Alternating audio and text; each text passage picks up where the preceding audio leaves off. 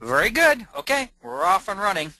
Well, again, I want to thank you all for taking time out of your day to listen to what I have to say. I'm always impressed. I've been speaking for a long time. Oops, my ACE Director thing didn't come out quite right, my little spade there. But at any rate, I am an Oracle ACE Director. ACEs are acknowledged outside Oracle experts in their field. We push the Oracle product line. I am rewarded by being able to meet with the internal people at Oracle. That's the director part of the ACE program. So my focus is on tuning primarily. I do a lot of PLIŞQL work as well, as you can see on the right-hand side. I am well authored. I've been in the industry 32 years, 27 working with Oracle. So I do blog. I don't blog as often as I should. The Quest software people, I do blog on the Toad World site there as well. So at any rate, I'm involved in training, and we'll just leave it at that. My latest book, Bert and I updated the Toad Handbook. So of course I work closely with Toad, and then I self-published my tuning book. My boy, by the way, does my illustrations for me. He's quite the graphic artist. But at any rate, this book is very good. I've been working with James about doing the presentation that goes along with this book, which is Understanding Explain Plans. Perhaps watch for that. Perhaps we'll do it in the future. But at any rate, this book's available via Amazon. And it's a good book on understanding explain plans, the explain plan content. So what are we going to talk about today?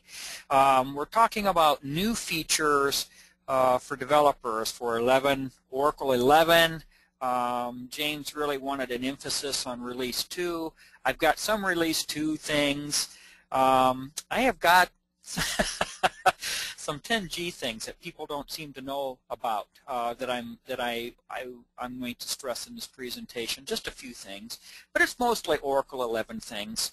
Like I say, James really put an emphasis on R2, and I'm focused. I will point out the R2 specific things. There's a few things along the way. It's an Oracle 11 presentation. I'll just be painfully honest with you. Start off with a couple of things with SQL Plus. We'll get into some new syntax that's important to developers, and then we'll get into the PLIŞQL stuff, some coding stuff, compiler options, triggers. I'll talk a little bit about the result cache and some changes to dynamic SQL, and I believe the new profiler I'm going to talk about. We'll see what else is in the presentation. So, anyway, I do have a white paper available for this. Any scripts for things that I show, I don't mind sharing. I don't mind sharing the presentation. Just email and ask me for it. That would be great. So, start right off. Some new character sets, of course. The @ sign has special meaning to SQL Plus. It also has special meaning to the web world. So Oracle now allows us to turn that off or set the escape character to an @ sign if we want. The thing that I think is interesting is this error logging. We can turn this error logging off, and it's going to be written to this SP error log table, and you can just select from that. So when you're running things in silent mode, you can see the errors. You can catch the errors. I think it's kind of a nice update. I'm a scripter from way back. I enjoy SQL Plus. One of the things that I have found disappointing, and I actually know the people at Oracle that have taken it from us, is the Windows version of SQL Plus. It's not available with the Oracle 11 client install. And I do training. I'm probably going to have to flex to this because everyone's going to Oracle 11. The 10G client I've been running on my portable lab because it has the Windows version of SQL Plus. Oracle would like us to start using their free tool, SQL Developer. They'd like to see us start using it a lot more. So that's why they did that. And I doubt we'll get them to change. But I did see the fellow, and I did talk to him about it, and he smiled and said, it's just probably not going to happen, Dan. You need to change with the times. And I'm like, we still do a lot of scripting out there. So at any rate, Some new SQL syntax, talk about read-only tables. Oracle has made several things a lot easier for us now.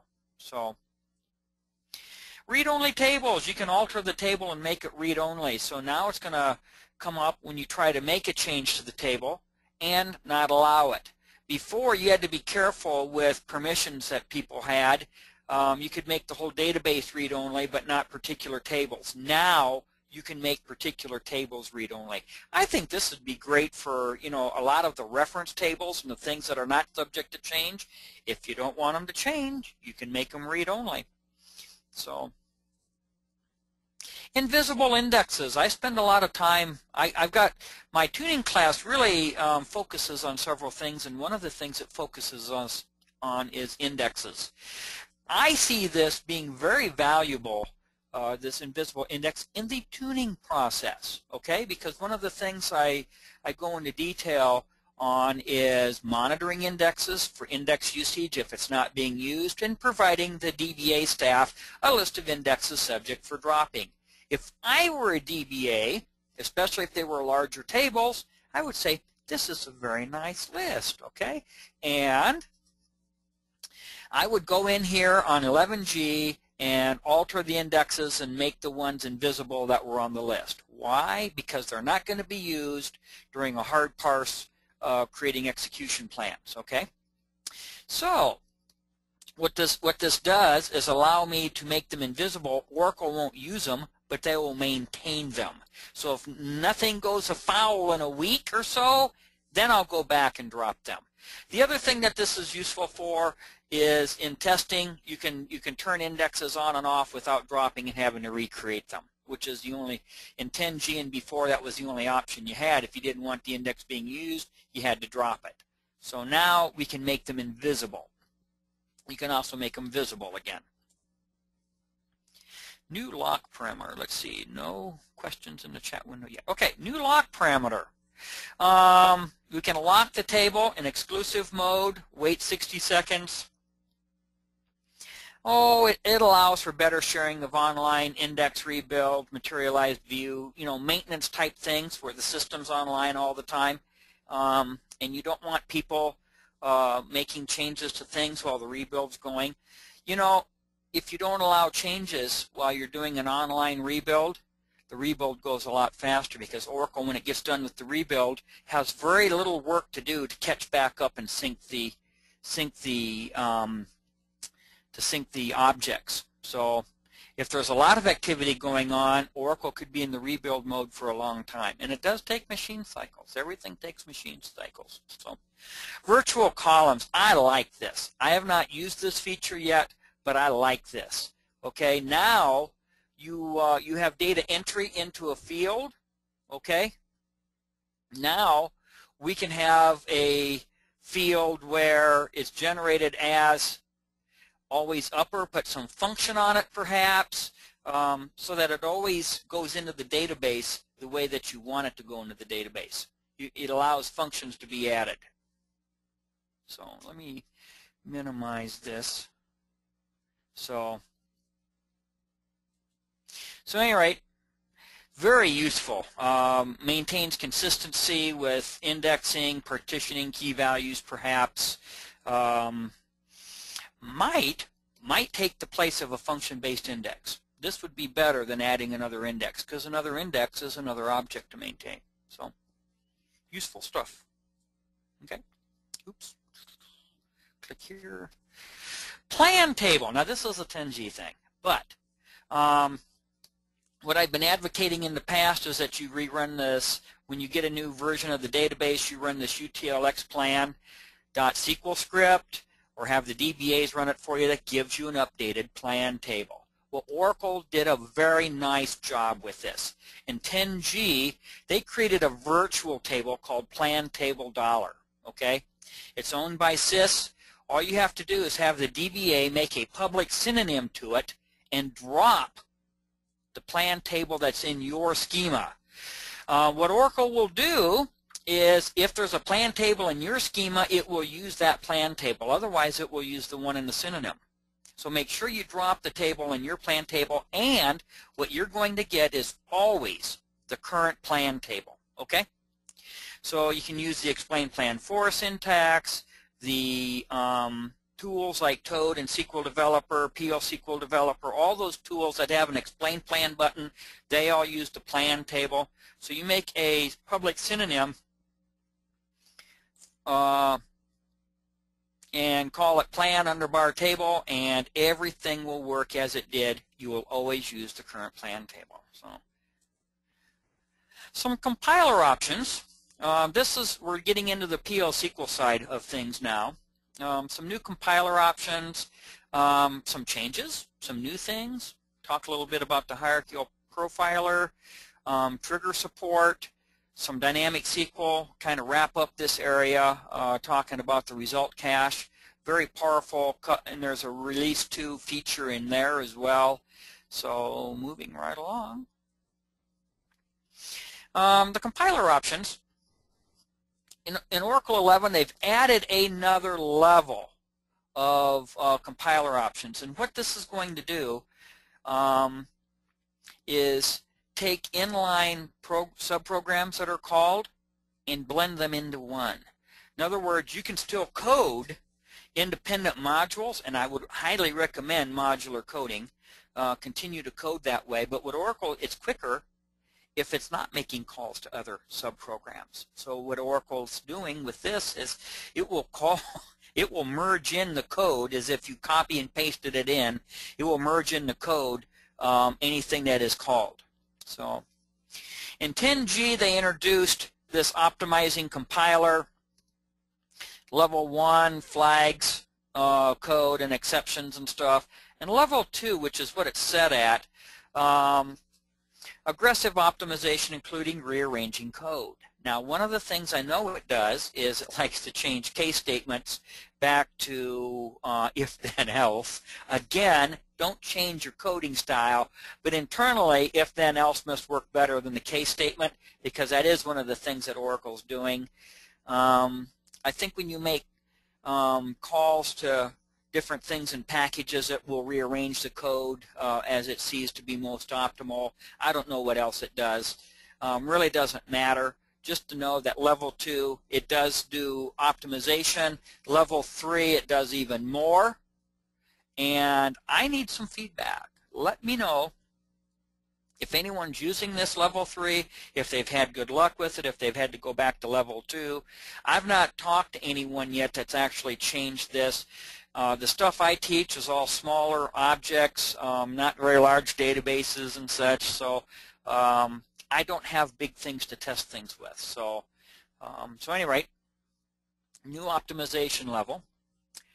11G thing in general, sequences. You don't have to select from dual. In fact, there's very little dual anymore. So, very little dual in Oracle anymore. So now you can just take your variables and colon equal to a sequence generator, a sequence, dot current val or dot next val. Of course, next val increments it, and dot current val is the current setting, the current number that's in there. So some features that came out in 10G that I just wanted to make sure that you're aware of. DBMS utility added several things. One of them is this format call stack, which is the call sequence of how did you get to this current program that's having a cow. Now, these things that I'm showing are nice to put in your exception clauses, okay? Stuff them into another table with a autonomous transaction, so that because you're doing an error, if you get into an error routine, you're likely going to do a rollback. An autonomous transaction will go ahead and post, depending on how you want to log your errors. But call stack will give you the call tree of how did I get to this routine, what routine called another routine, called this routine, etc.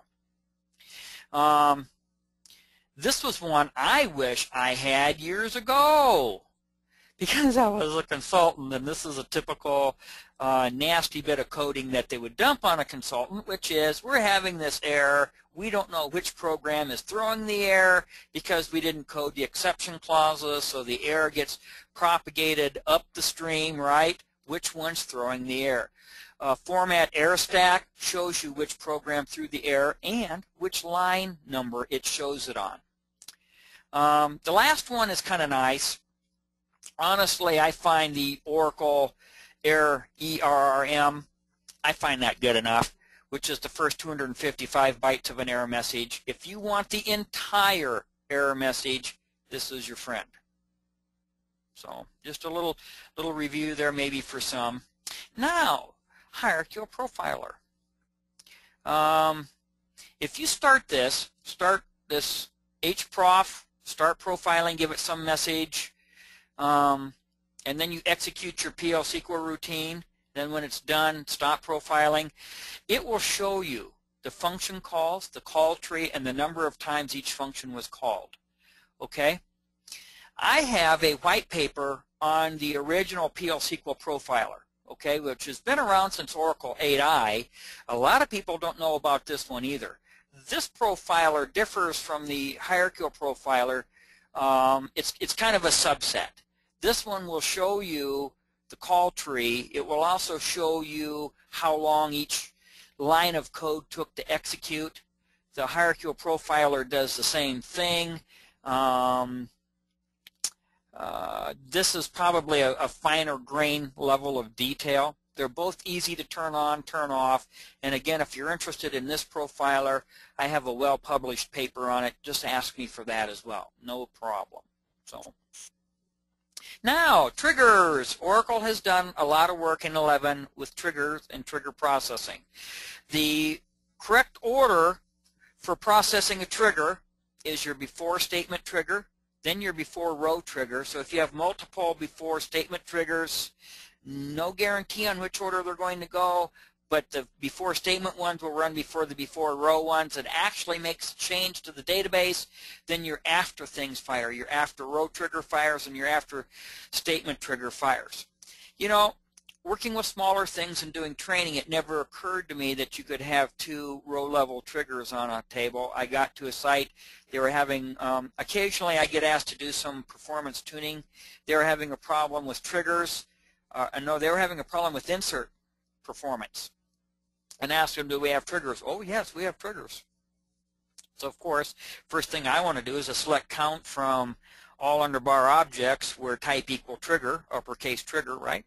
Do a count, start narrowing it down. How many triggers do you have? They had a lot of triggers. They had multiple row-level triggers on the same object. So, you know, first off, combining it saves the startup execution time of each of those routines, because this is a PLSQL named procedure per se, in that you will call it and it will get executed. They should have combined that. The other thing is just be careful when you've got DML from real-time apps that triggers are not fast. They will take the wind right out of things. So what Oracle has allowed us to do, well, this slide's talking about enabling and disabling triggers. Okay? Came about in 10G, but it wasn't documented until 11G. I had someone correct me on that. I thought it was new in 11G, but actually this goes back to 10G. You know, this is some of the scripting I used to do years ago. Is I would write a creating SQL script that would recreate the triggers out of the database directory so that I could drop the triggers, run my DML or my data load, and recreate the triggers. So you get, you start writing some of these scripts, you get real good at the thing, at the scripting language. And I've done a lot of SQL, creating SQL, and the like. But this would have saved me, again, would have saved me a lot of time. So just be aware that you can enable and disable triggers. You can enable and disable them all, which is useful for data loads and DML operations if you don't need whatever the trigger is verifying for you in your batch jobs. Now, going back to 2 slides ago where I was talking about the order in which triggers fire, okay? Now, you can have a compound trigger. You can have up to 4 triggering events in a single trigger now, okay? You can control, of those 4, you can control the order in which things happen, okay? So, you can use the compound trigger. Again, it's a bigger object. It's probably going to a little bit more startup time. Does run slower than individual triggers. And there's the trigger syntax. And to go through this, all of this is pretty standard stuff, right? For each row, your row level triggers. Follows, right there, and there's your compound trigger. But follows trigger. Now, this syntax right here allows us to give definition to which order I want things to run in. Okay? Now before, this is 3 slides ago now, before Oracle has a pattern of which it will follow, but of that pattern, there's no guarantee on which of those triggers will fire before another. In 11G, now we can define, when you've got similar types of triggers, which one goes first, second, and third. So, good trigger, much needed syntax. It's finally here, and it works great. So those are the 2 things, and then the enable and the disable has been around. It's now documented. So, dynamic SQL, the SQL text can now exceed 32K. That's an awfully big SQL statement. You can parse to handle clobs. The parse is overloaded, so it not only handles characters, but it'll also handle clobs. There are some new data types. It'll handle collections. Dynamic SQL can handle collections. I do talk about this in my advanced PLIŞQL class. Working with collections, populating collections. This would have, again, back in one of my coding projects from years ago, this would have made life incredibly easy. I would much rather populate a collection with a select into than open a cursor for a dynamic SQL and then walk through that way. It's much faster to use bulk collect. Bulk binding, bulk collect into a collection is extremely fast. So now, conditional compilation. This is pretty slick, okay? What this does is you can have one set of procedures and functions that cover multiple releases of the database. You can have code completion reminders. This is probably of more interest to DBA type folks, just because it's the DBA, the stats command in particular, where the syntax changes between revs of the database and even minor versions of the database. Now you can check the version of the database and the PLIŞQL will compile to that version, okay? So it uses this DBMS version package. We got selection directives, inquiry directives, and error directives. So we can do specific code compilation, conditional compilation. So if it's one thing, we can compile one set of objects or one set of code, lines of code, and then error directives, we can complain based on the type of the database that you're on. You can leave tags behind, like, needs to be tested for Oracle 11G when coming from 10G, or, it's only specific. If it's not a specific database, that there's no guarantee. You can kick out messages and reminders. It was introduced in 10.2, and again, I know this is supposed to be new features for 11, but I want you to know this is available, and this is just one of those things I like to talk about when I talk about programming features, because it really, if you need this, it's there. A lot of people don't know that it's there. So you can make, the bottom line is instead of having a 10G version of your functions, an 11G version of your functions, now you can have one version that handles all the revs of the database. So particularly useful if you're running DDL, like I say, DBAs, where some of the maintenance routines that they run weekly, like stats collections and stuff, changes. If you're creating and dropping indexes on the fly, this is another use, because index syntax, they keep adding new features. What if the new feature wasn't available in an older release and you're supporting 2 versions of the application across different versions of the database? So lots of interesting uses.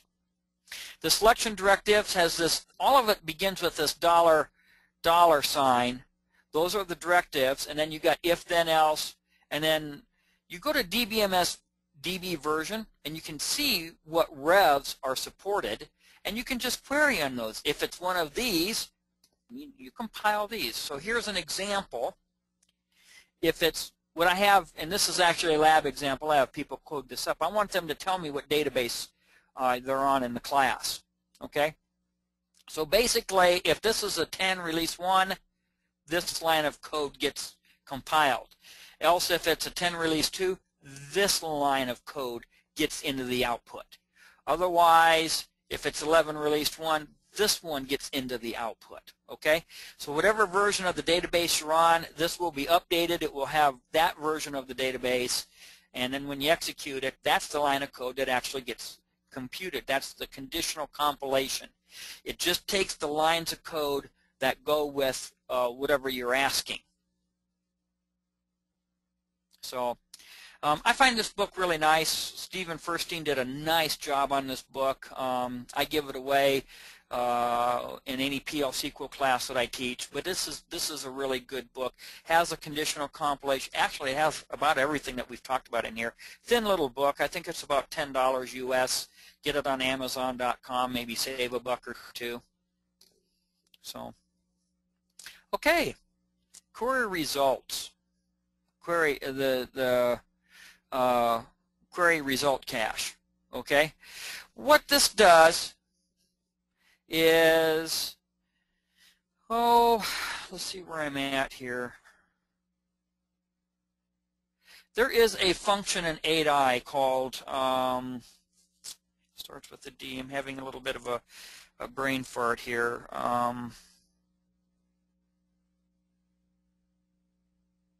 I'll think of it. Any rate, what that feature does is when you execute a function, it remembers, I have to go, I don't want to sidebar and look that up, but I'll think of it. Starts with a D, if anyone knows what I'm thinking about.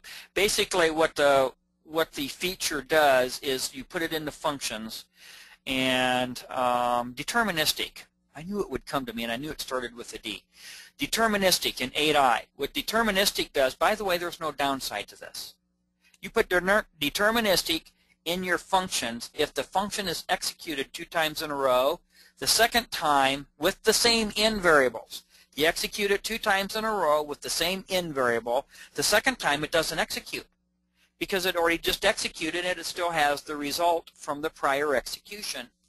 So deterministic helps if you always typically calling functions and they typically have a different, they typically have the same in variable, like the 50 United States. I live in the state of Iowa. So if most of my queries are passing in the state code IA for Iowa, most of the time I wouldn't execute the function. I would just, and the application speeds up. What they did in 11 is they took that and called it result cache. And what the result cache is doing is it is saving multiple in variables and the result. Okay? You can save the result from a function. You can save the result. If you put the result cache hint into your SQL statement, it will save the result from your SQL statement. So if you're firing the same SQL statement with the same query text frequently, this will save the execution of that too. The functions have to be compiled with the result cache syntax, and it's mutually exclusive from the deterministic that I just explained. So instead of rerunning the function, if it sees that it has a result with that in variable, it will save the results. It's stored in the SGA in this result cache memory, which is 10% of the SGA by default. The DBAs can monitor this. They've got cool reports they can run to see how well it's being used.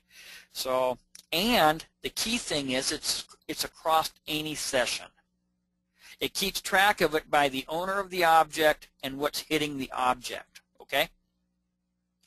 So 11 release 1 has this relies on clause, which if there was a change to the object, It has to go look and see if there was a change to the object.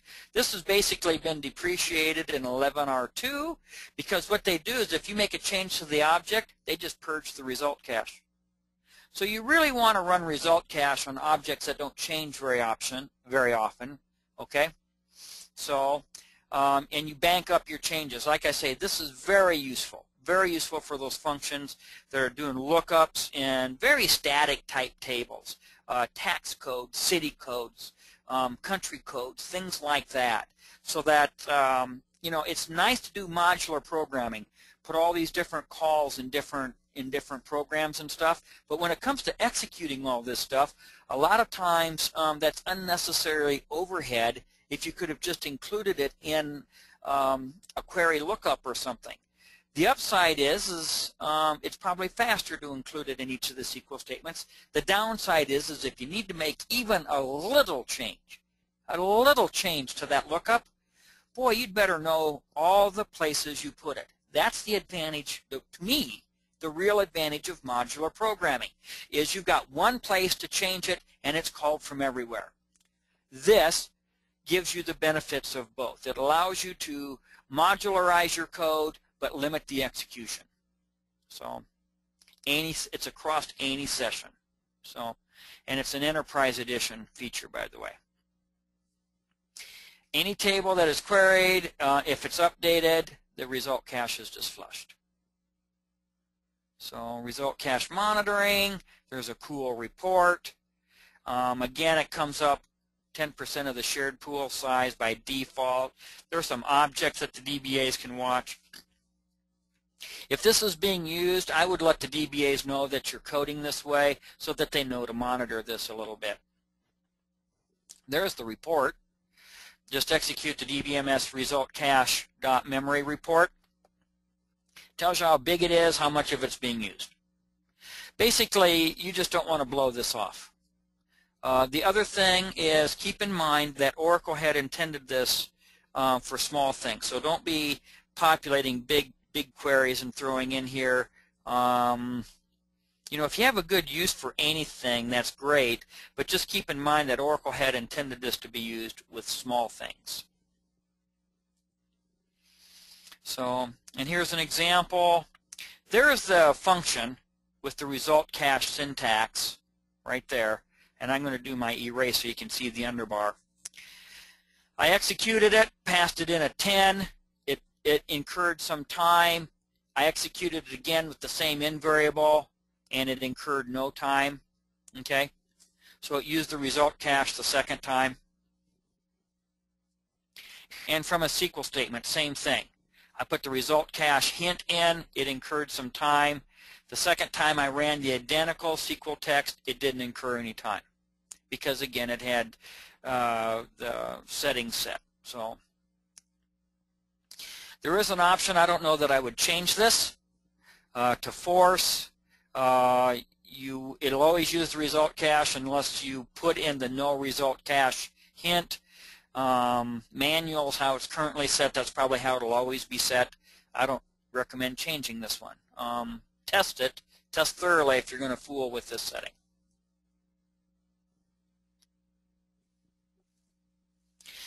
Good book. Robert Freeman always puts up one of these books. My Toad book sells well, but that's, and I've probably known, if you folks have been around for quite a while, I did all of the Oracle Unleashed books. That series is come and gone. I restore Volkswagen convertibles for a hobby. Some of those books were used to pay for my hobby. So right now I've got the Toad book that sells well. This book sells very well. I always buy one of these. Some of the material that's in here came from this book. I update my classes with it. I like to give it away when I do. This presentation, and I've got another one I've talked to James about of all the free stuff from Oracle, is another one that maybe this is a good book for. So, at any rate, good book. And brings up the end of my presentation. We moved right along. I've been watching for questions. I've not seen any. I was expecting a little bit more Q&A as we went. So, James, I'd like to turn it back over to you and see if we've got any questions we can encourage people to ask. And yeah, hi Dan, and thank you for going over the topic. A number of questions did come through during the presentation. I think it's always best though if we handle these questions at the end of the session. So sure. I'm just going to bring open the question panel and put some questions to you. I recommend that everybody hangs on as we go through these questions. Obviously, if you've asked a question yourself, it's going to be good for you to get the answer from Dan. But also, there may be some questions here that you've been thinking of that other people have asked, so this is certainly going to be a good learning opportunity for you. I'm also going to launch the poll for this webinar, so you should see that pop up in your console. So if for any reason you do have to leave before the end of the Q&A, please fill in the poll. It will certainly help me make sure that I'm on track with these sessions, and obviously provide some feedback for Dan as well. So I'm going to launch that now.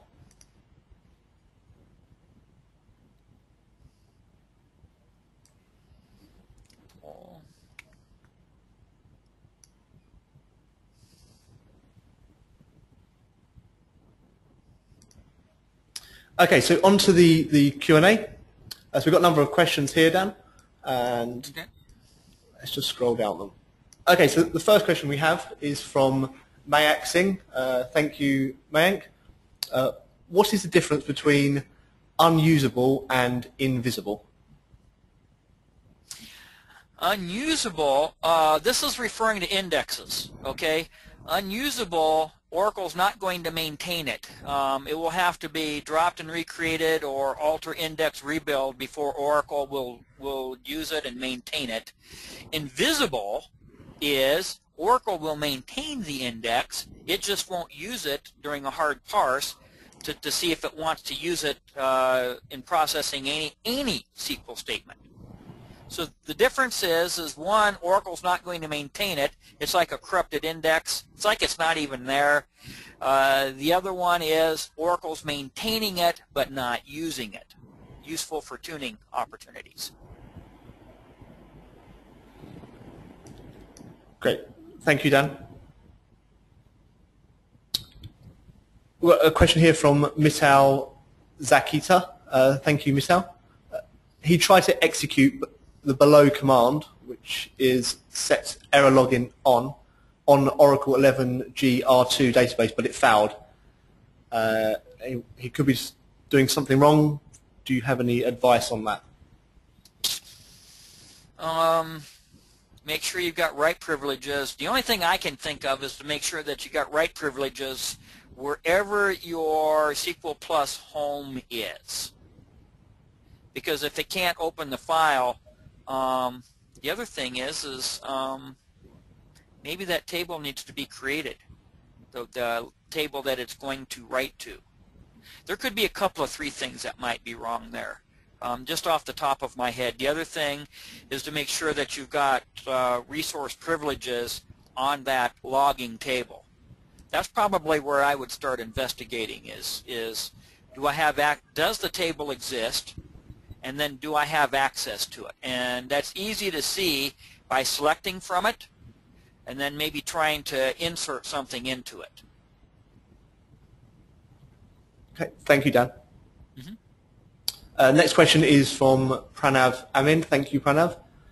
If we use level 3, is migration of packages, i.e. recompiling them, okay? I believe you have to recompile everything when you change those levels.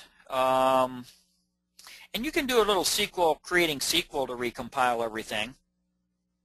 So it wouldn't be difficult. Yeah, it would be necessary. If you're going to change that level of optimization, you do need to recompile everything. And there's a couple of requirements of some of these options that everything is under the same level and others not. This one might be one of those where everything has to be on the same level, because it is an init.aura setting. So I think it'll compile on the fly if you don't compile everything up front. That's what I think is going to happen. Great. So Thank you, give Dan. me some feedback though, or pass it back through James when you change that, if you're going to play with it. I'm particularly interested if you notice things slowing down, i.e., did it help or did it make things worse, or did they stay the same? Because a lot of these tuning things, and I talk about this a lot in my tuning class. You put a hint into a SQL statement. If it ignored the hint, of course, it's going to stay the same. But if it took the hint, things are either going to be better or they're going to be worse. But they're probably not going to be the same. And this is another one of those things where, is this really a good idea? And I don't know because I don't have anything big to test it on. Thank you. Thank you, Dan. Pavan Kumar has a question as well, and this is, can you throw some light on PLIŠQL_CC flags? Just a little bit more information on that.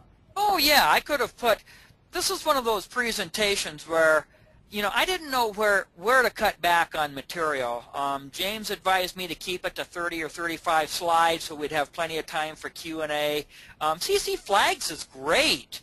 It is a way of altering your session and setting a label. It's like a variable, setting a label to a value, and then you can interrogate that label with CC flags.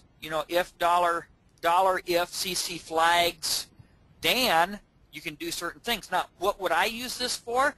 See, I don't have a good answer. I had a good answer years ago with either the profiling or debugging, okay? To throw a debugging flag on so that you start displaying things if the flag is set. Easy to turn the flag back off if you don't want to debug. But we've got a symbolic debugger now in a lot of tools, and we've got profiling built in. So I don't need to, I don't come up with a good use of why you would want to set it. But basically, it is a way of, instead of having an invariable, of setting something else, and you can interrogate it in your PLSQL based on a session level setting. So yeah, that is cool, and it does indeed work. Fantastic. Thank you, Dan. A question here from Konstantin Vasilev. I hope I've pronounced that correctly. And he'd like you to explain a little bit more about compound triggers, if you can. I don't know what more you'd want to explain. The compound triggers, basically, instead of having a before trigger, a before row trigger, separate triggers, you can combine 4 different triggering events into one trigger. Okay, so you've got one piece of code that gets executed based on calls from a trigger. The upside there is it's a way of putting your trigger code in one location rather than multiple programs. It's all in one program. That's the upside. So that's what I would use it for. Fantastic. Thank you, Dan. And the next question. This is from Vijay Mahawar. Thank you, Vijay.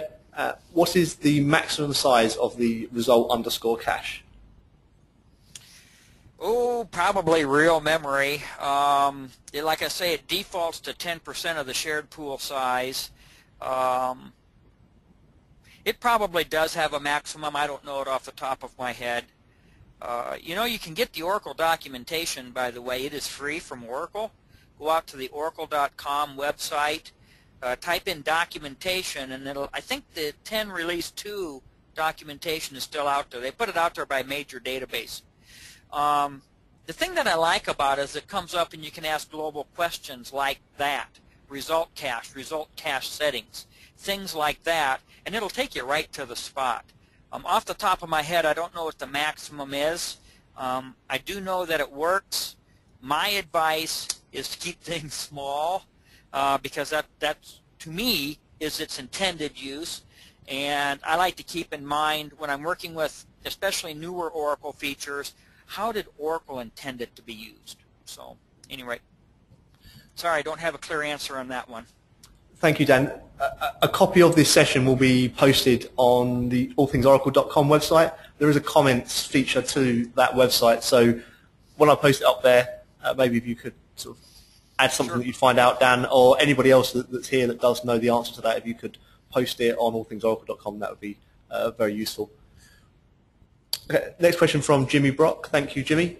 Is the result cache flushed with insert or delete statements? Yes, any DML. Anytime you make a change to a table that a result cache, that something with result cache is referencing, the result cache gets flushed. So in release 1, what they were doing was you could put that depends on clause in, and it would go out and look and see if there was a change. Well, that's firing a dictionary SQL. Has to run another SQL statement to go take a look, and that was taking too much time. It was easier for Oracle just to flush the result cache. So in release 2, that relies on clause goes away, and if you make any change to the underlying object, when you make the change, it looks in memory to see was anything referencing this in the result cache, and if so, it flushes it out. Thank you, Dan. If you just bear with me for a moment whilst I move on to the next Sure. question for the poll. Okay. This one is from Vijay Mahawar again. Thank you, Vijay, for another question. Could you please share some of your knowledge on the advantages of the H profiler over DBMS underscore profiler? Well, to be quite honest, I'll be painfully honest with you here. I've had a little trouble getting the hierarchical profiler to work. So I'm just going based on what I've read about it, which it gives you a much higher view of the call tree and how many times things were executed. I believe, I'm not 100% sure, but I believe you can drill in then and see the same things that the older profiler, the one that does individual work, you can see how long each line of code took to execute and how many times it was executed. That's what the older profiler does. The older profiler kind of gives you a call tree, okay? It's not near as pretty, but it kind of gives you a call tree in the order in which it did things, and you can only look at the PLIŠQL code one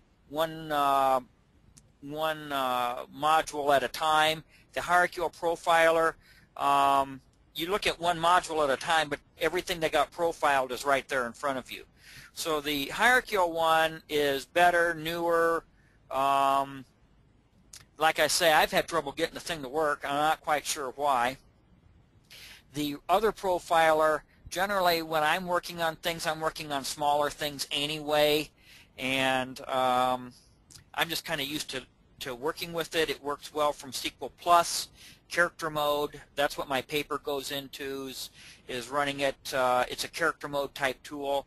Running it off of a SQL Plus session. The hierarchical profiler, I think you can run off of a SQL Plus session, but you're going to have to look at it via something else. So I hope that answered the question. Great. Thank you, Dan. We've got quite a general question here from Pranav. So this is on what are the performance improvements in PLIŠQL for 11G, in particular for big data? What is the question? The performance improvements in PLIŠQL for 11G for big data. I don't know of anything specifically for big data. One of the things that I push in my training class is the use of collections with the bulk collect. They're doing more with bulk collect than they used to. They've made the buffers a lot bigger. I don't know if any of this stuff all kind of applies to big data.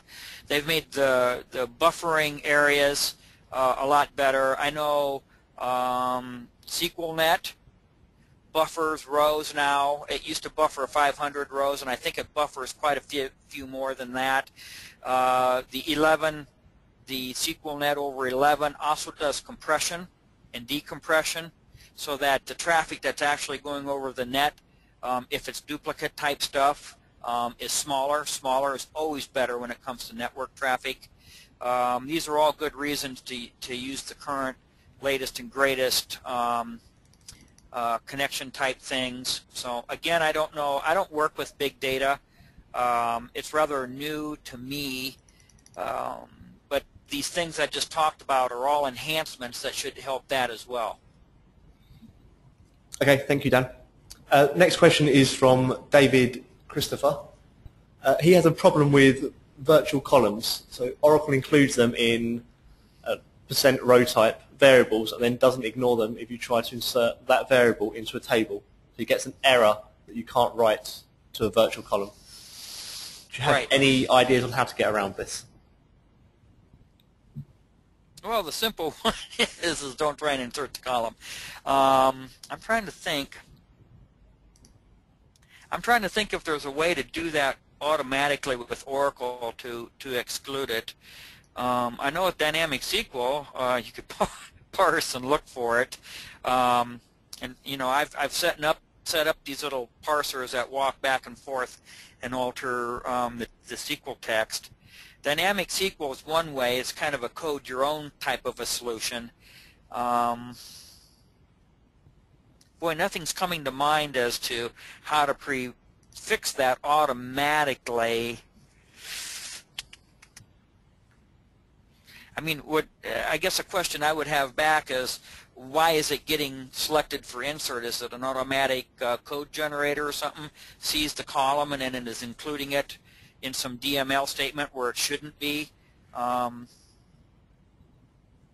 a programming point of view, you shouldn't be maintaining it. You shouldn't be bumping into the problem. So there has to be something from the application that's doing it. Otherwise, I don't think he would have been asking.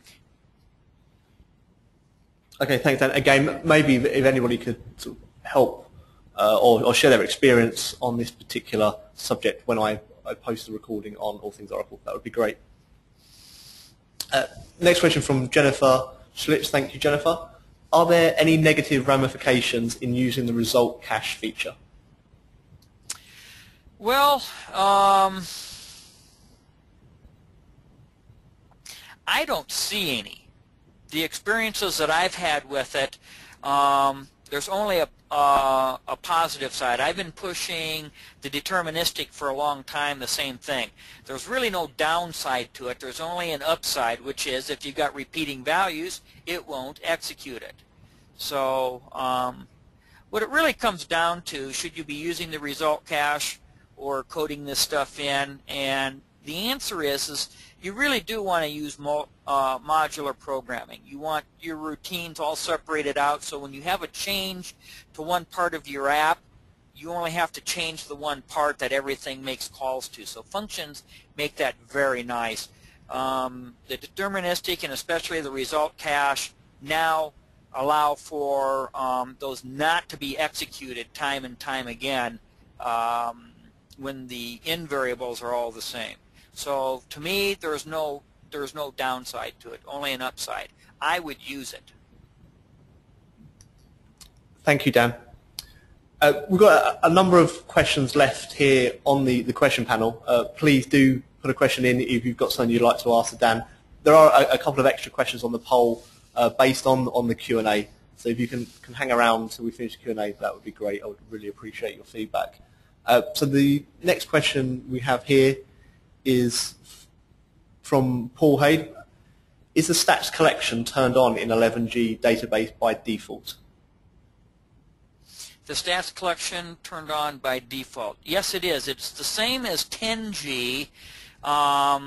It's a DBMS scheduler job that can either be disabled or I think a lot of DBAs just go into the scheduler and remove the scheduled call to it. But yeah, it's the same as the 10G feature that automatically runs stats at like 10 o'clock at night. And what it's looking for, the functionality has not changed. It's looking for objects that have hit the stale condition, i.e. they've had 10% or more change since the last time they were had stats run on them. And that is maintained, I know this one, that's maintained, table monitoring is turned on. In version 9 you had to turn it on manually, in version 10 it's turned on, and that's how they're keeping track of that. So. Thank you, Dan. But yes, the answer is yes. They're the same feature that was in 10G is in 11G as far as the automatic. It's there unless you turn it off. Great, thank you. Next question from Mayor Beck. Thank you, Mayor. How would you store the output from dbms backtrace command? Well, it goes to the dbms output unless you redirect it otherwise. You know, you can insert it into a column. You can insert. You can catch it in a variable, and then write it with UTL file. You can write it to an output file. It really kind of depends on how your app is set up and what you want to do with it. You know, I had a problem years ago, and I actually used the autonomous transaction feature to post things to a table, to post error messages to a table, because I needed to catch something and it was doing a rollback, okay? And I kind of liked that, having a table used just for error messages.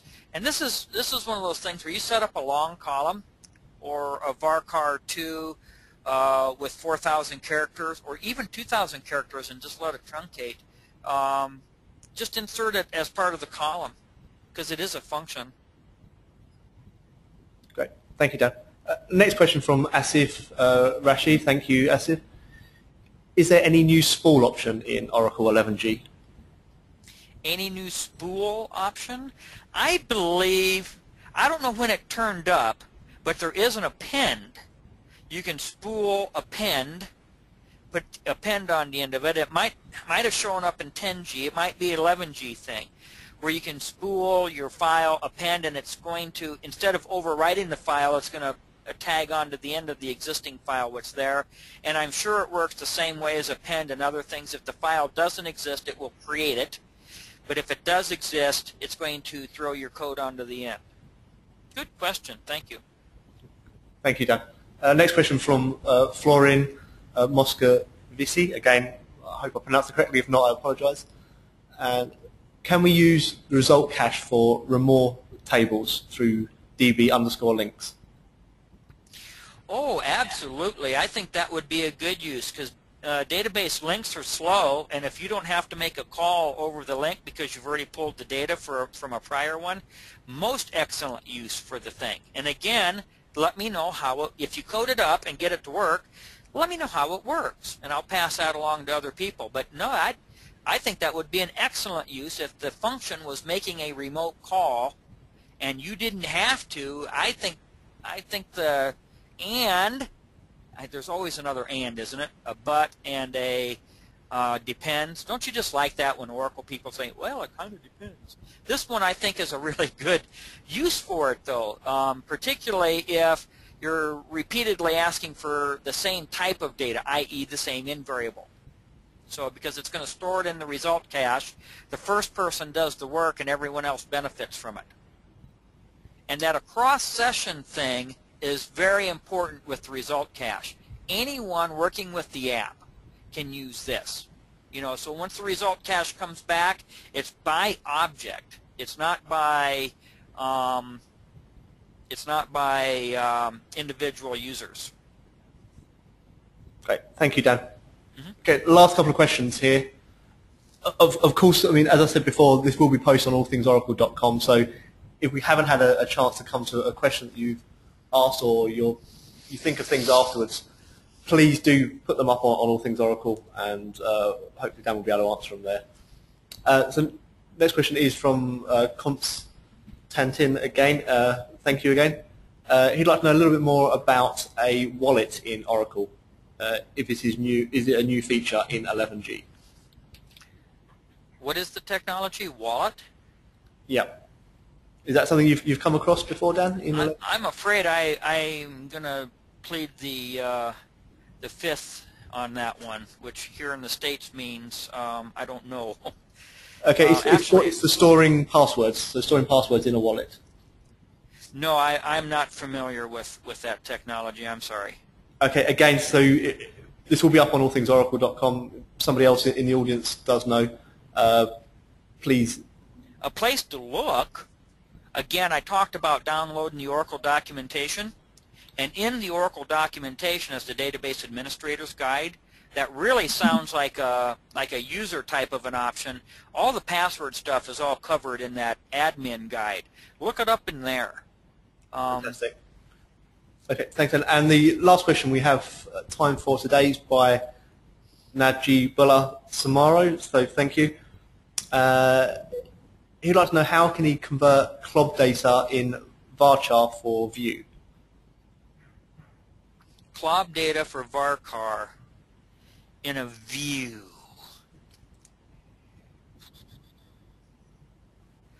Got to know how to do it with PLSQL.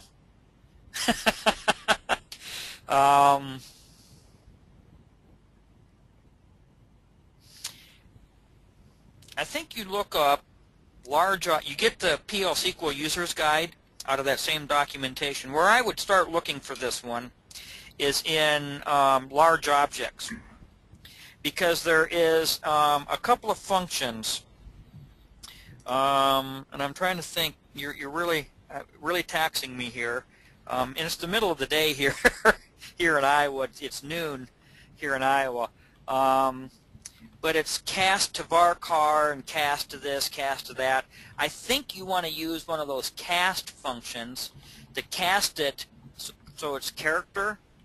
And I don't know if those functions you can call them from SQL or if they're just PLSQL functions. The biggest problem you have trying to display CLOBs and stuff, especially using SQL, is length. You're going to run into that 32K, especially if it's a long CLOB. You're going to run into the length. Something to try, and I don't know your app and I don't know exactly what you're trying to do, is to put a truncate on it. Truncate it at a certain length. And that will work. That's one way to start, if for sure it's displayable content. I mean, the biggest problem you run into is raw data or unprintable characters and stuff. That will make the screen go funny, stuff like that. But just off the top of my head, I would work with a truncate, an in-string. See, the string functions in SQL all work with character CLOBs. So you can copy and you can crop out certain parts, start at a certain location, end at a certain location, and I know as long as it's not too big, as in thousands of bytes, you can pull certain parts of that CLOB out. And I believe that's the problem you run into when you're starting to work with from the SQL engine, is how big is it and can I display it? So truncate and the string functions will allow you to limit what's coming out of there, and you should have some luck with that. But again, I don't know what all you're trying to display. And with PLSQL, you have a lot more options. And I do cover that in my training class. That's how I know it's fresh in my mind that you can easily do it with PLSQL. It's just whether you can do it via the SQL, I don't know. But those are a couple of things you can play with. Great. Thank you, Dan. Good. You bet. Good questions, folks. Really good webinar. So, thanks, Dan. So the Q&A is closed for now. Thank you for everybody who was able to ask a question, and I do apologise for any questions that I didn't have time to get to. Okay, thank you once again to Dan for joining us today and for presenting this session. I hope you've enjoyed today's webinar. On the screen now you can see the contact details for Dan and for myself. So we've got Dan's email address and LinkedIn, my email address, my Twitter handle, which is @allthingsoracle. Please do follow me. You can connect with me through LinkedIn as well. Obviously, details of forthcoming webinars, I'll share these through Twitter, through LinkedIn. You either heard about it through one of those channels, or maybe you subscribe to the All Things Oracle newsletter and you heard through there as well. So I'd just like to say thank you once again for Dan for presenting today's session. I hope it was useful to you. I certainly enjoyed it. And Dan, thank you again. So sure. And thank you for everybody for tuning in. Bye now.